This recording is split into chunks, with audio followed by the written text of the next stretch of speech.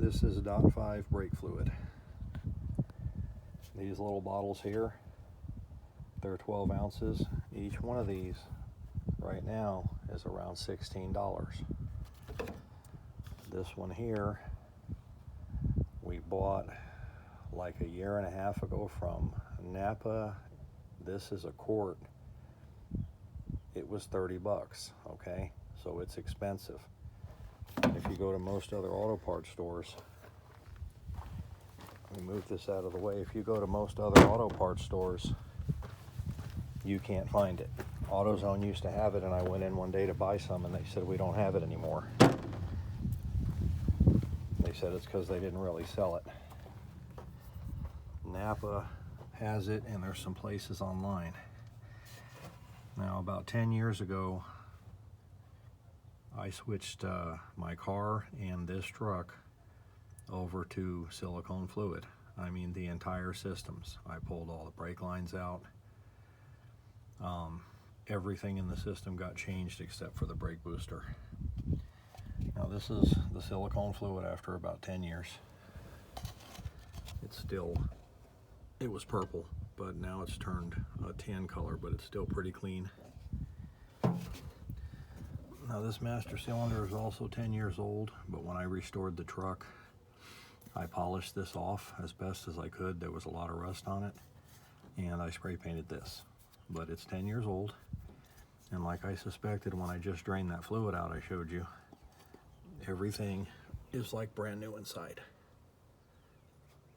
The front, it's hard to see the front reservoir, they're like brand new. You can see it didn't puff the rubber up. It didn't make it spongy. That's what the AI monster online will tell you. One of the drawbacks is certain rubbers it doesn't like the silicone fluid. Anyway, after a lot of money and about 10 years, I've never been able to get a firm pedal ever again. On any of the two cars or this truck, I have never been able to get a firm pedal again. And they're close to impossible to bleed. You have to have a vacuum machine or something. It's super hard to get the air out of these systems when you have silicone D.O.T. fluid. And the one reason why I am about to spend a lot of money and switch everything back over to, I used to run D.O.T. This is what I'm switching to. D.O.T. synthetic. Okay? The reason I'm going to spend a whole crap load of money to get this out of my pickup is because, like I said, I have never been able to get rid of the spongy pedal.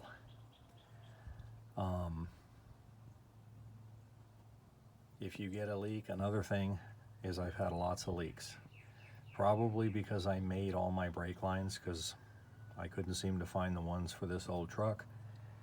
So I bought a single FLIR brake line tool and a bunch of brake line on a roll, and I made all these lines. Well, I learned the hard way that single FLIRing, they leak. The double FLIRs are a lot better, but whatever. The single FLIRing tool was cheaper, and I went and did that, and I single FLIRed every brake line, and you have to tighten the hell out of them to keep them from leaking, and even then they leak a little. And like I said, the fluid is expensive. Another problem I have found, I have learned that silicone fluid compresses. You wouldn't think so. You'd think, okay, well, it's like hydraulic fluid. No, it's not. It compresses. And what happens, this is what has happened on my Lincoln, the other little car, the Miata we put it in, and on this truck, is when you hit the brakes hard, the front left tire locks up, followed by the front right tire. So the front driver's side tire locks up, and then a second later, the passenger side tire locks up. The only conclusion I can come to is that because this fluid compresses, the driver's side front tire here is so close to the master cylinder that it immediately locks up first. Then the line that goes across the way there to the passenger side tire Well, it takes a few milliseconds later before that totally compresses in the line, and then it locks that tire up. And just overall, I have had really crappy brakes.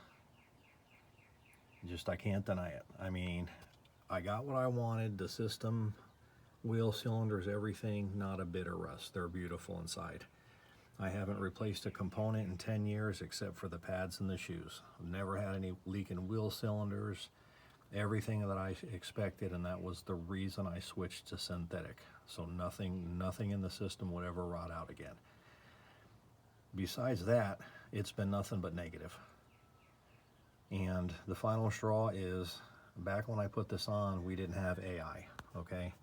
So I recently did a bunch of research because I've been having so much trouble with my brakes on both these cars. Both of them, front left tire locks up, followed by the front right tire. They act exactly the same. Both of them have spongy pedals, and it just sucks. But now that we have AI, I've recently done a lot of research, and something that the AI popped up was that if this silicone fluid, if you get a leak in the back of your master cylinder here, which I've had happen, and I'm sure some of you have had a car or something that had fluid leaking down the back of the brake booster here. Well, what can happen, and this has happened on a vehicle a long time ago when I used to run D.O.T, is this will leak. And when it leaks, it can get sucked into this booster. And once the booster gets enough in there, gets a few ounces in there sloshing around, it will suck that .5 into your brake booster vacuum line. Nice big fat vacuum line you see right there. If it sucks any silicone fluid in there, apparently as soon as it goes into your cylinder and burns, it turns into some kind of silica, like sand. And I've researched this and found out it's true. If you were to burn this in your motor, it'll waste your cylinders. Your motor's toast. I don't know how long it takes. I don't know if it's the first time or if you've got to run a quart through it. But that right there was enough for me to finally say, you know what, I'm done. And currently, 12 ounces of that stuff, if you just Google .5 silicone brake fluid, it's like $16. And a quart of it is like $40 or $45 now. So that's it. I hate to do it. My brakes do work, but they suck. And they have ever since I put this silicone fluid in here. Now on my Lincoln, I got a 1980 Lincoln. That one has pretty damn good brakes, but it locks up over anything. I think the reason why is because the Lincoln's a really big car and it has a big fat brake booster on it. So I gotta admit, the Lincoln has really good brakes, but they're spongy and they lock up exactly like this truck does. And it's gotta be because silicone fluid can compress a little bit like a spring.